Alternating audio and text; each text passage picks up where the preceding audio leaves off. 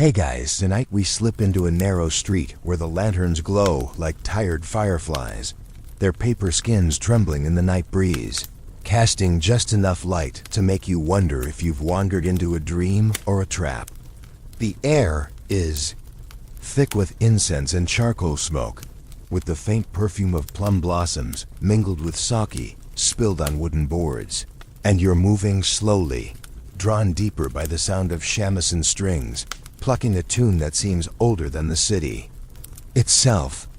You probably won't survive this kind of night, not if you expect honesty and purity, because Edo's courtesans mastered the art of illusion better than any stage actor, and they wrapped it around sex as if sex were both weapon and lullaby. So before you get comfortable, take a moment to like the video and subscribe, but only if you genuinely enjoy what I do here. And let me know in the comments where you're watching from and what time it is. I love knowing who else is awake when history is at its strangest. Now dim the lights, maybe turn on a fan for that soft background hum, and let's ease into tonight's journey together. You find yourself at the threshold of Yoshiwara, the licensed pleasure quarter. Though at first glance it doesn't look like a place for pleasure at all, it looks like a fortress. Walls rise around you, gates close behind, and the gravel crunches under your sandals, as though reminding you that entry here is never accidental. Edo in the 17th century built this district as a paradox, controlled debauchery, chaos in order, sex carefully measured by hours on a lantern clock. Yet inside, courtesans carried secrets not written in any government decree. They created a floating world where reality was suspended, and you were free to imagine yourself transformed, whether you were a rice merchant, a wandering poet, or a sword-wielding samurai who secretly hated the clank of his own armor. The courtesans of Edo were not simply prostitutes. They were cultural figures, poets, musicians, and conversational duelists. Think of them less as women in rooms waiting for a knock on the door, and more as carefully trained performers on a stage built out of tatami mats and silken robes.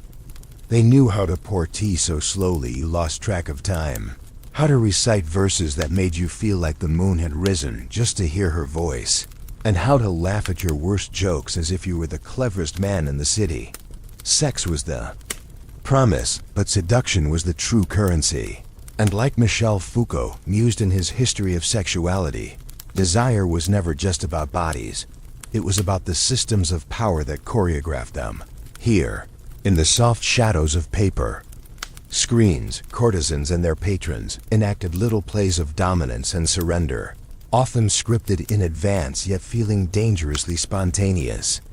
One story preserved in diaries tells of a samurai so enamored by a high-ranking courtesan that he spent the fortune of his clan just to walk beside her through a festival, the way lesser men might spend their life savings just to hear their favorite singer call their name from a stage.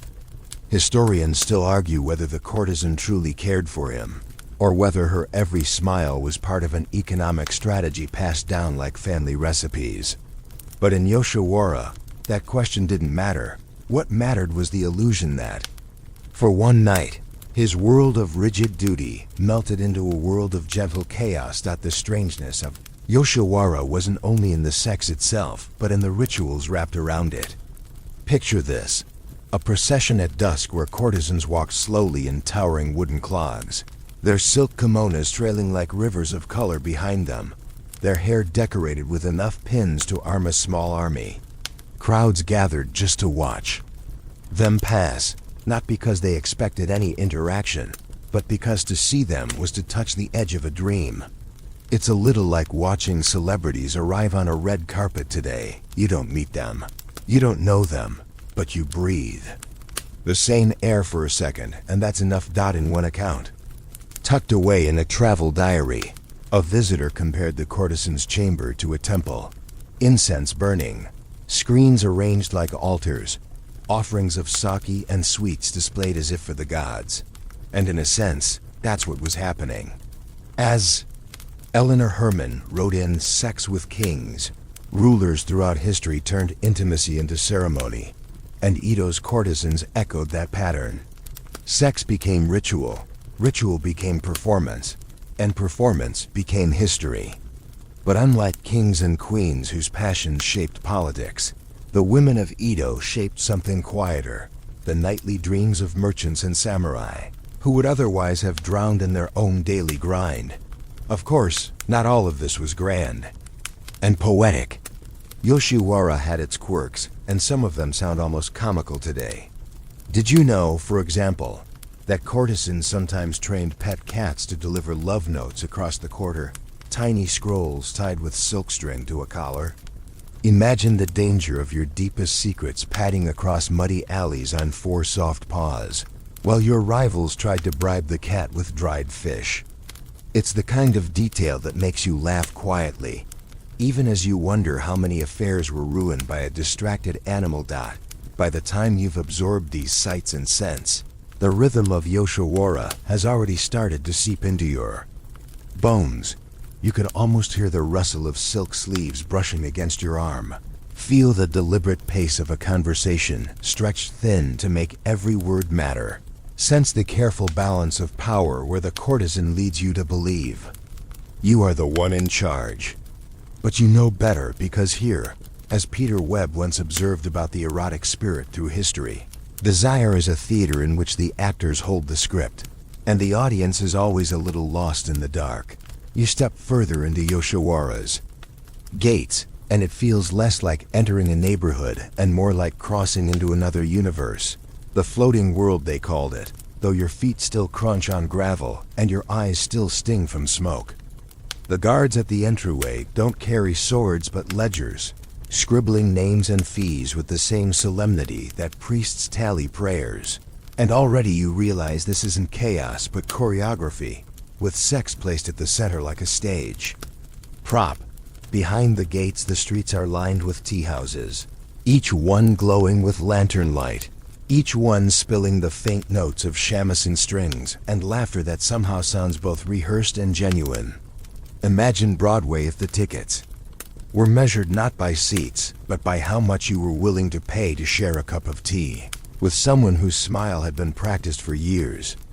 Pleasure in Edo was deliberate, contained, and wrapped in ritual like a lacquer box. The courtesans themselves appeared first, not in private rooms, but in parade. They sat behind latticed windows or walked slowly in richly embroidered kimonos that weighed as much as a suit of armor.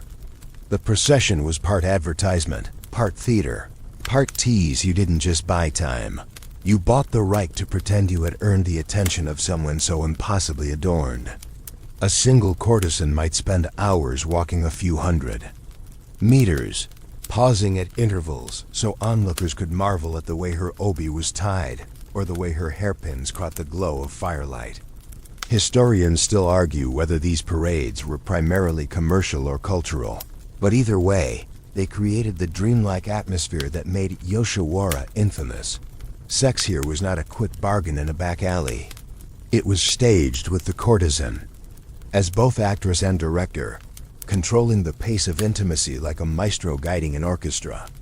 One record describes a wealthy rice merchant who, after saving for years, finally purchased a night with a high-ranking courtesan, only to discover that the first evening was spent entirely in conversation, drinking tea and trading poems, with the promise of anything physical postponed until the second or even third night.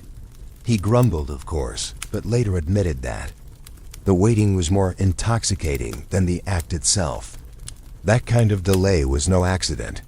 It was strategy, and it echoes what Vatsyayana outlined in the Kama Sutra, that pleasure lies not in the rush but in the art of prolongation. And because Yoshiwara was theater, its courtesans were trained like professionals.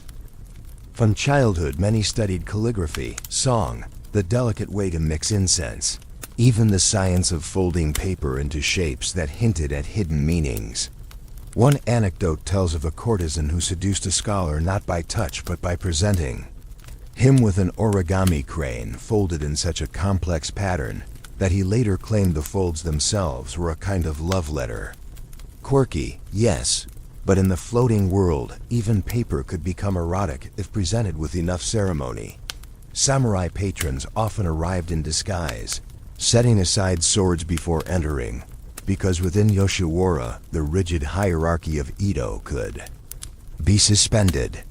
A commoner might sit beside a warrior, both sipping sake and whispering verses, their social ranks blurred for a night by the courtesan, who managed to make each man feel he was the most important. That act of equalization was dangerous in a society obsessed with order, and historians still debate whether Yoshiwara undermined or reinforced the feudal system. Was it a pressure valve that allowed men to escape duty temporarily, or was it a quiet rebellion where the courtesan held the power, however fleeting? As you linger in this imagined street, it's easy to picture the sensory flood. The scent of camellia oil brushed into hair, the clink of ceramic cups, the shuffle of geta sandals on stone. You imagine the rooms lit by candle stubs where shadows stretched long across sliding doors painted with pine trees, where the courtesan's laughter echoed faintly like water trickling over stones. And yet, despite all this luxury, the world was fragile. Fires swept Yoshiwara more than once, reducing entire blocks to ash, and still the quarter was rebuilt, as though the city could not survive without its stage of desire. One peculiar custom you notice is the use of elaborate perfumes blended with odd ingredients: musk, plum blossom, sometimes even crushed seashells, creating scents that clung to clothing for days. Visitors joked that a man's wife could smell Yoshiwara on him before he even opened his mouth. It was like walking home with a neon sign on your kimono, and yet the risk was part of the thrill. Courtesans sometimes amplified this danger by gifting patrons embroidered handkerchiefs steeped in perfume, ensuring their presence lingered long after the encounter. If you think modern influencers invented the merch strategy, think again. Peter Webb once wrote that throughout history, the erotic spirit has less to do with naked bodies and more to do with how societies frame longing. In Edo, the frame was Yoshiwara itself, an entire district designed to enclose fantasy. The courtesan was both mirror and mirage, showing you who you wished to be, hiding who you actually were. And as you follow the slow procession down the lantern-lit street, you realize that the true secret of Yoshiwara was not in its sex acts, but in its power to turn men into characters in a play. They didn't know was scripted. You find yourself watching as samurai patrons arrive, their swords surrendered at the gate, their rigid armor traded for silk robes that suddenly make them look almost ordinary. And perhaps that was the point inside Yoshiwara.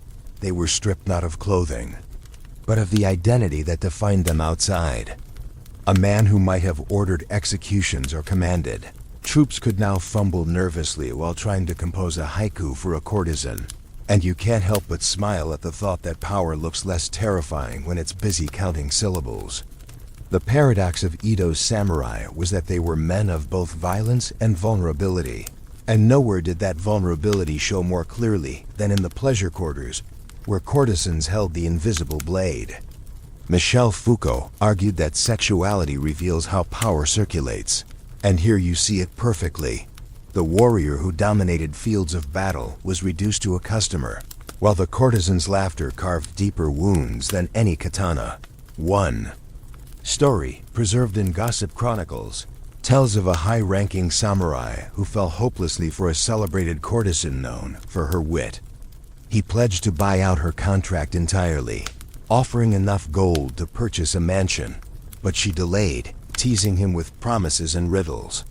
Finally, she confessed that what she valued most was not his money, but his patience, and he had already failed that test by trying to rush. Historians still argue whether this account is fact or theater, but either way, it illustrates how samurai, so disciplined on the battlefield, struggled with the discipline of desire. Waiting became torture, and the courtesan knew how to wield it. The rituals of samurai patrons also included elaborate gift-giving. A warrior might present a lacquered box, a poem brushed in delicate ink, or even a rare blade, though, ironically, weapons were forbidden in the district. One quirky tidbit tells of a courtesan who received an ornate helmet as a love token, and instead of treasuring it, she used it as a flower vase, filling the proud crest with peonies. The samurai was reportedly furious, yet returned the next week with another gift, proving that power outside Yoshiwara did not guarantee control inside it. Perhaps it was this inversion that made the district so magnetic. Men who lived by rank and ritual entered a space where women dictated the rules, and that shift was intoxicating. The courtesans, for their part, understood their audience well. Many trained themselves in martial metaphors, using imagery of battle to frame romance. A poem might compare a kiss to the clash of steel, or a sigh to the fall of an enemy. By speaking the language of warriors, courtesans could both flatter and destabilize, reminding samurai that desire could conquer where armies could not. It's a subtle echo of Eleanor Herman's Thales in Sex with Kings, where rulers allowed themselves to be ruled in the bedroom, trading crowns for whispers. Here, too, power bent in unexpected ways. The atmosphere of these encounters was carefully constructed. Imagine a dim chamber where the candlelight flickers against painted screens, where a samurai sits unarmored on tatami mats, sipping sake while a courtesan teases him with a fan painted with cranes. She might laugh at his stiff posture, encouraging him to loosen his shoulders, perhaps even to dance, a humiliating act for a man trained never to show weakness. Yet he complies, because here humiliation was transformed into intimacy, the same way military drills became choreography.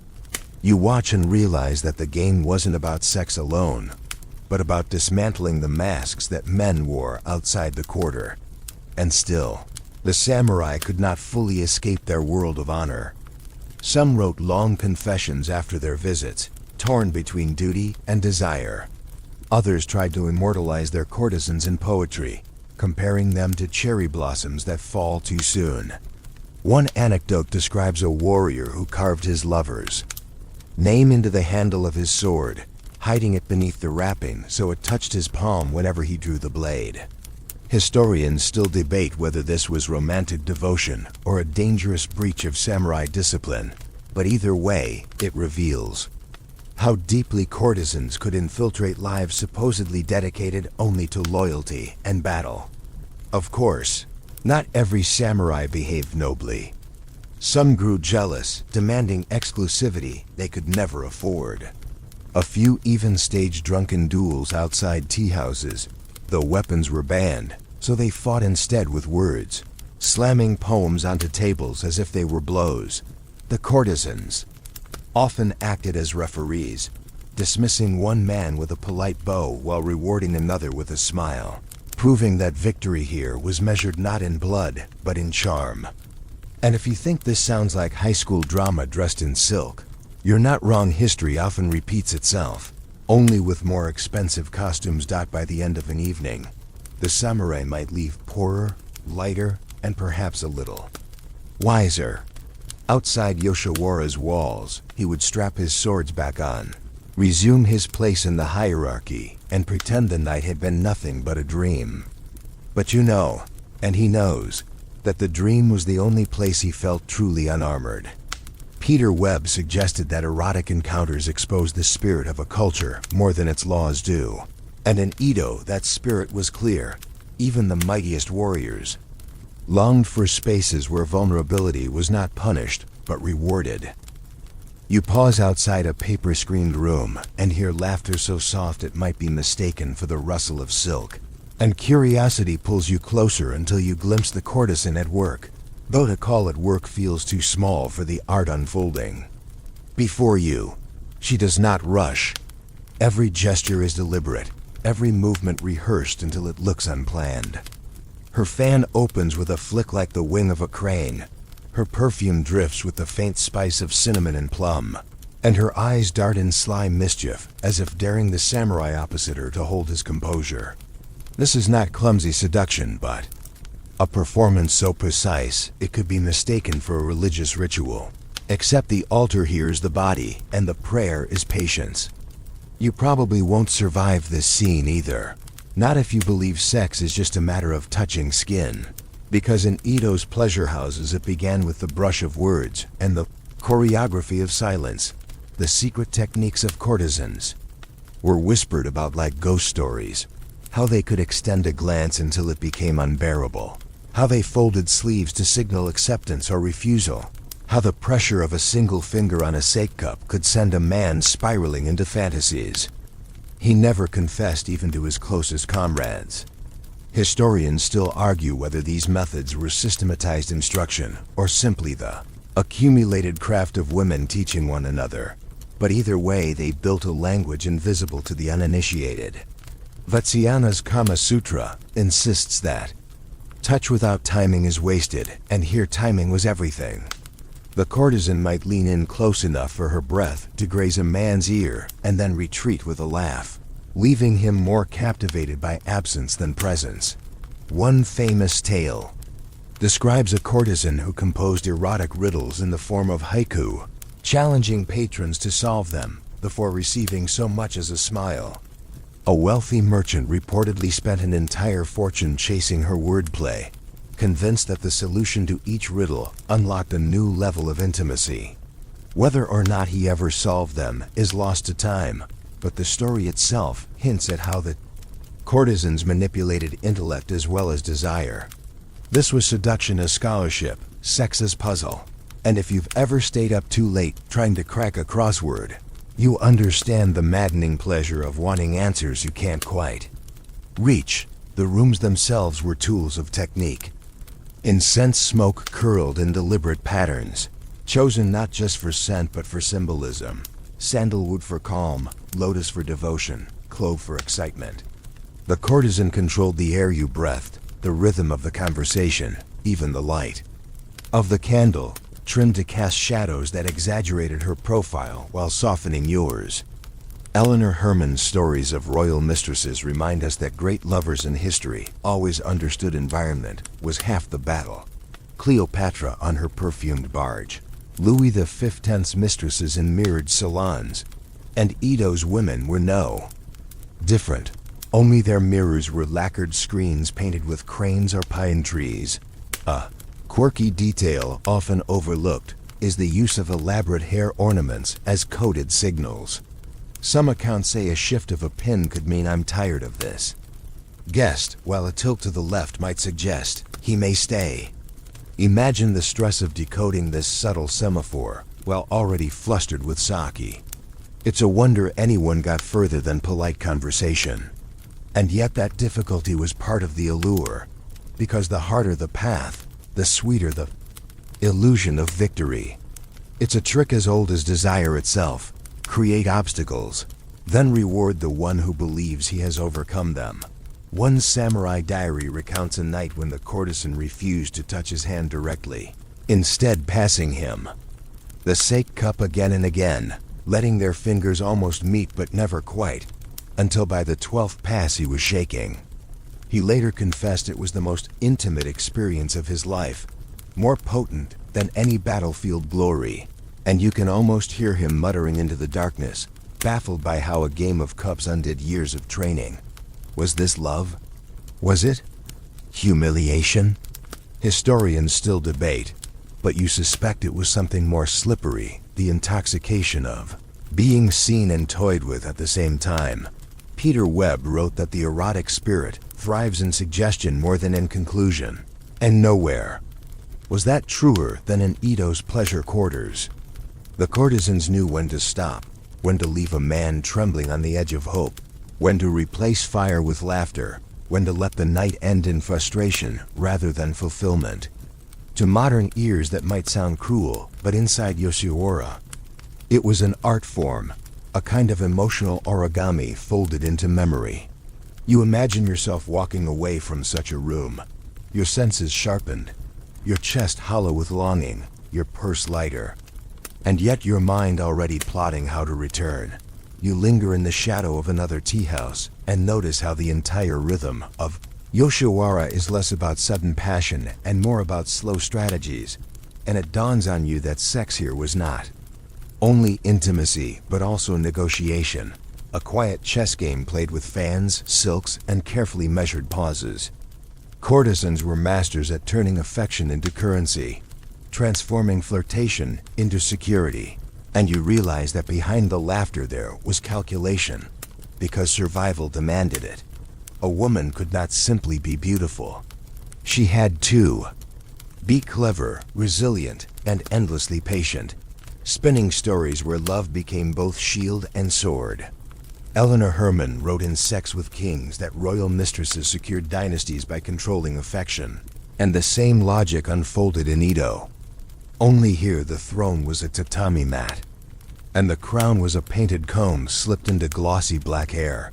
One courtesan, remembered in surviving letters, devised an elaborate plan to secure her future. She convinced 3 patrons from different social classes that each was her secret favorite. And rather than allowing rivalry to destroy the illusion, she wove them into competition, praising one's poetry, another's gifts, and a third's patience. Each man spent fortunes to maintain his edge, unaware that the courtesan used their rivalry to buy her eventual freedom. Historians still argue whether this story is fact or legend, but either way, it reveals the delicate strategies hidden beneath the silk sleeves. Sex was not the end. It was the opening move. The economics of desire ran deep in Yoshiwara. Merchants calculated how many bales of rice equaled a night with a high-ranking courtesan, while samurai weighed the risk of bankrupting their stipends for a fleeting embrace. The courtesans, meanwhile, measured time like gold, stretching conversations into hours, postponing promises, ensuring that longing itself became a commodity.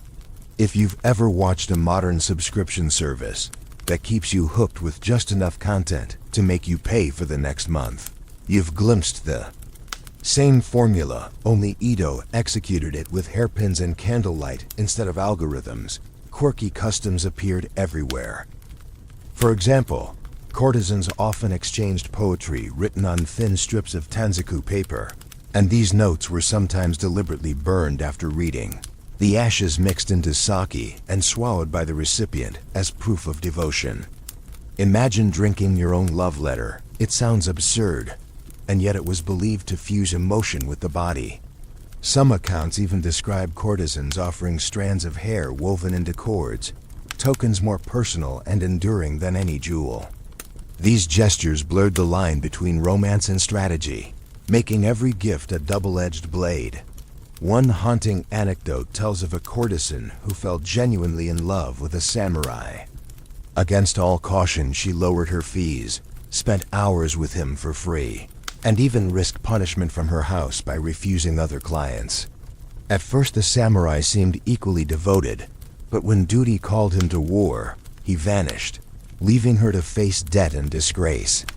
She was eventually sold into harsher contracts, her freedom gone, and her story whispered as a warning to others: never mistake affection for salvation. Historians still debate whether this tale is cautionary myth or lived reality, but the lesson is clear: strategy was survival, and love without calculation could be ruin. And yet, for every tragedy, there was triumph. Some courtesans became so skilled at weaving desire into power that they retired wealthy, buying homes, supporting children, even establishing small businesses. One record mentions a former courtesan who opened a tea house famed for its plum wine. Her past clients still flocking to drink there, more enchanted by her freedom than her former charms. It's tempting to imagine her laughing quietly, serving cups with the same practiced grace that once seduced warriors. Only now the stage belonged to her alone. Michel Foucault argued that sexuality is never private, it is shaped by the networks of control around it. In Edo, the courtesan strategies were shaped by strict contracts, by the surveillance of brothel owners, and by the demands of clients. Yet within those constraints, women carved out slivers of autonomy. They turned sex into language, affection into investment, longing into leverage. Watching them maneuver feels like witnessing a duel fought with invisible blades, where the victor is not the one who strikes hardest, but the one who lasts longest. You could almost picture the scene: a courtesan reclining in her chamber, a samurai kneeling across from her, both pretending the world outside has ceased to exist. She smiles, pours the sake, lets silence stretch until it hums, And with that pause, she reminds him that love here is not gift but negotiation. He thinks he is winning. She knows she already has. The lantern flickers, shadows dance, and the floating world continues, fragile yet unshaken, its secrets folded neatly, like origami cranes that fly only in the imagination. You hear a whisper slip through the paper walls, softer than the hiss of a candle about to die, and it draws you into the kind of secret that everyone pretends doesn't exist, yet everyone craves to overhear. Not every affair in Yoshiwara was scripted. Sometimes courtesans and patrons stumbled into real affection, and that was the most dangerous play of all. Picture a courtesan leaning against her sliding door at dawn, watching a samurai's retreating figure, not with calculation in her eyes, but with something closer to longing, and you can feel the tension, because here love was forbidden, and forbidden things glow brighter in the dark. You probably won't survive this revelation either, not if you expect desire to follow rules, because the pleasure quarters thrived on illusion, and when illusion cracked into genuine intimacy, both lovers risked everything. There are stories of courtesans hiding tokens from their true favorites' embroidered sashes tucked under tatami mats, letters written in invisible ink with citrus juice, revealed only by candle flame. One tale recounts a courtesan who exchanged poems with a young scholar, sneaking verses to him inside folded origami cranes. He believed her affection real, so much so that he plotted to rescue her from her contract. Yet when discovered, both were punished. He was exiled to a rural post, and she was locked in confinement for weeks, her hair shorn as humiliation. Historians still argue whether the tale is fact or allegory, but it lingers because it captures the forbidden's pulse beneath Yoshiwara's surface, where even the most skilled players could be undone by sincerity. The risk of genuine attachment was not only personal but economic. A courtesan who gave herself freely threatened the careful balance of contracts, angering brothel owners and patrons alike. Yet that danger made such romances magnetic. Like Peter Webb suggested, the erotic spirit thrives not on certainty, but on tension. And what greater tension than knowing your affection could destroy your livelihood? The thrill of sneaking glances across crowded banquets, of slipping an extra touch beneath the sleeve, of meeting in back alleys under lanterns dimmed to embers. These were the scenes that turned everyday desire into legend. Quirky methods of concealment became part of this dance. Some couples devised codes with incense. One blend burning in the evening, "I'm waiting." Another meant, "Danger, stay away." Others used painted fans, closing them abruptly as a sign of rejection, or tilting them just so to promise. A midnight meeting. Imagine living in a world where your love life depended on how quickly someone caught the scent of clove drifting through the street. It sounds absurd, and yet the more fragile the system, the sweeter the connection felt. One particularly strange anecdote describes a courtesan and her samurai lover who communicated through trained sparrows, tiny birds carrying scraps of paper tied to their legs. Whether the birds ever arrived consistently is doubtful, but the story captures the ingenuity born of desperation. To modern ears, it's comical lovers relying on creatures easily distracted by grain, but perhaps that was the point. When the world denied them freedom, they turned to symbols as fragile and flighty as their own situation. Yet for every romance that flickered brightly, another ended in ash. Some courtesans pinned their hopes on men who never returned, swallowed by war, duty, or simply indifference. Others chose to run away with lovers, only to be hunted down by guards and dragged back through Yoshiwara's gates. These stories circulated as warnings, told to young apprentices as proof that desire outside the rules carried only ruin. Still, the fact that the warnings were needed at all shows how often the line was crossed. Historians still debate whether these tales reflect rare exceptions or a pattern hidden beneath official silence. Even in tragedy, though, there was a kind of poetry. A diary fragment from the late 18th century records the words of a courtesan who claimed she found more joy in one stolen hour of honest affection than in 100 nights of staged performance. Her confession, brief as it is, reminds you that beneath all the makeup and training were women who still longed for the same thing everyone does: to be seen, not as illusion, but as themselves.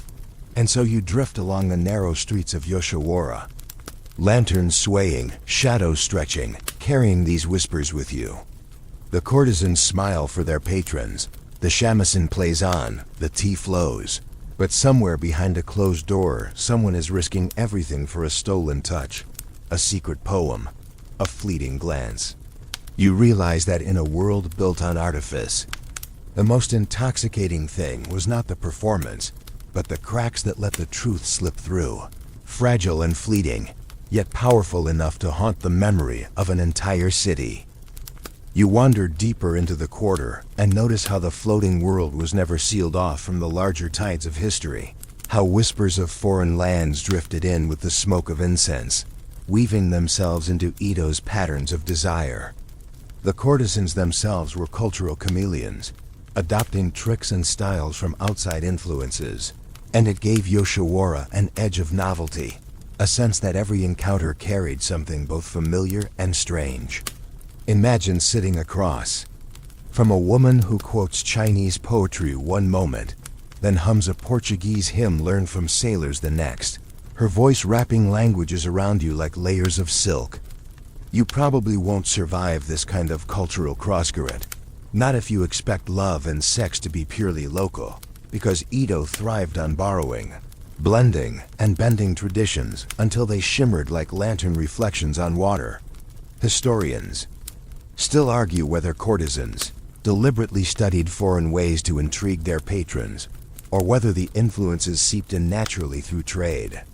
Either way, Ito was not as isolated as the myth suggests. Dutch traders at Dejima brought tales of European fashions. Chinese merchants spread stories of Tang poetry. Even rumors of the Kama Sutra found their way into hushed conversations. One anecdote describes a courtesan who shocked a samurai by sketching an Indian lotus pose on parchment, explaining it with a mischievous grin as a technique from far away. Whether she had read Vatsyayana or simply invented her own improvisation hardly mattered. The exotic frame gave the performance an extra charge. The floating world also borrowed from theater. Kabuki actors, themselves often involved in scandalous romances, influenced how courtesans posed, spoke, and gestured. Some clients confessed they felt less like they were courting a woman than attending a play in which they had been cast as the lead. It was immersive theater centuries before modern experiments, and the courtesans directed it all. Peter Webb observed that the erotic spirit often thrives where art and desire blur, and here the blur was absolute. You couldn't tell whether you were loved, acted to, or both, and the uncertainty was half the pleasure. Quirky examples of this blending pop up in travel diaries. One visitor described a courtesan who decorated her chamber with painted folding screens, depicting far-off lands she had never seen: palm trees, deserts, oceans, so that patrons felt transported beyond Ito without ever leaving the tatami.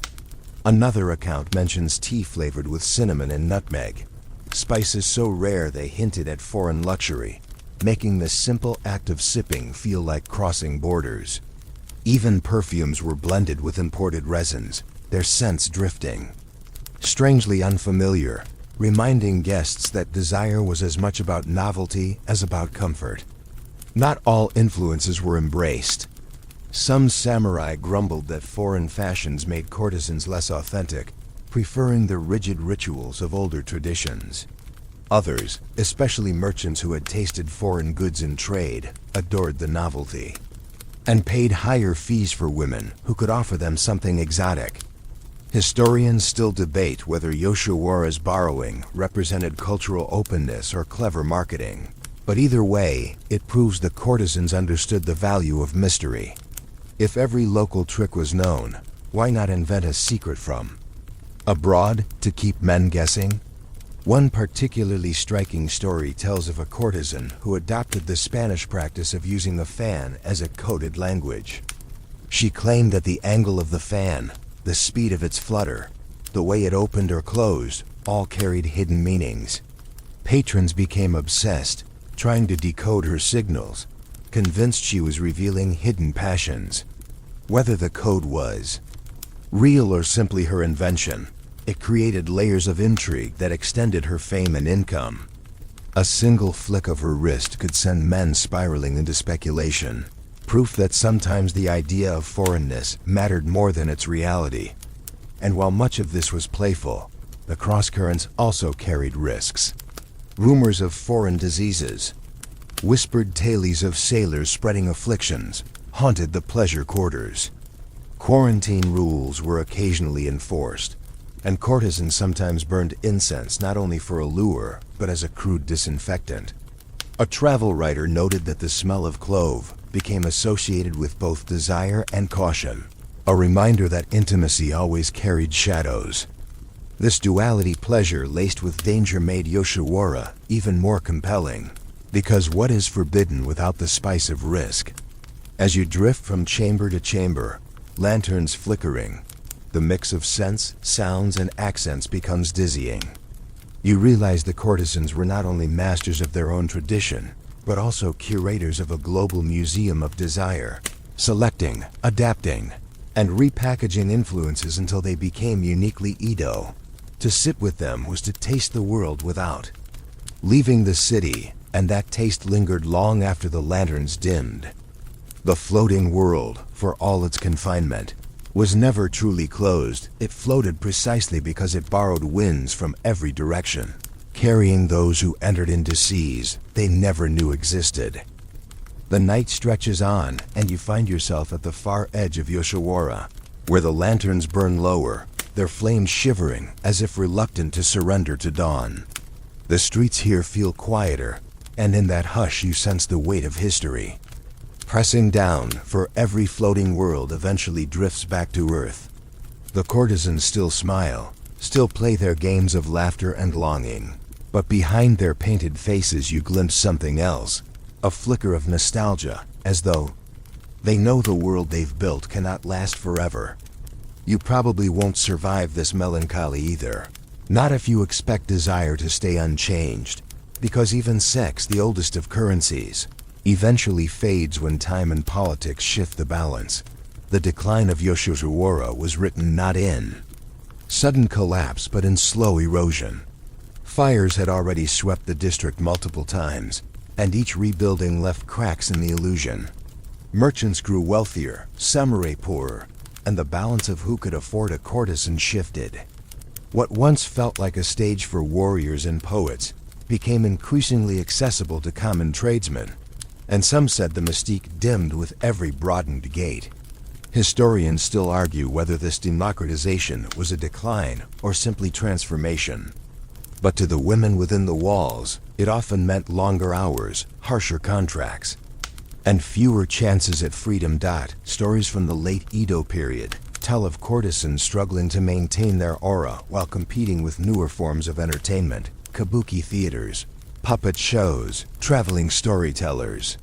One quirky detail mentions a courtesan who resorted to advertising herself by sending painted fans into the city, her image drawn like a kabuki star, a kind of proto-poster campaign that seems almost modern. It worked for a while, but even clever marketing could not stop the tide of change. By the 19th century, the glamour of Yoshiwara felt more like nostalgia than reality, like a painting fading under too much sunlight. And yet the allure lingered. A visiting scholar once wrote that even in decline, the courtesans carried themselves with a dignity that transformed the shabbiest room into a palace. He described a night when, in a half-collapsed tea house lit by only one candle, a woman recited poetry with such calm grace that he forgot the cracked walls and leaking roof.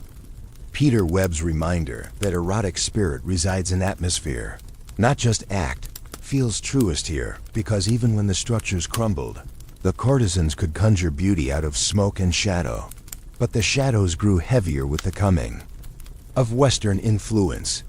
As Japan opened its ports, new ideas of morality, medicine, and law swept in.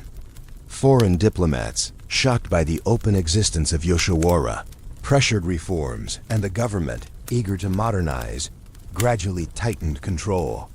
By the Meiji era, the floating world was more memory than living practice, its secrets whispered, rather than flaunted. Some courtesans managed to retire with wealth, others were discarded into poverty, but all carried the weight of having lived in a dream that society chose to wake from. One bittersweet anecdote tells of an aging courtesan who, long retired, visited the gates of Yoshiwara only to find them closed, the lanterns gone, the walls silent. She is said to have laughed softly, remarking that the floating world never sank it, simply floated beyond reach. Whether that story is fact or fable hardly matters.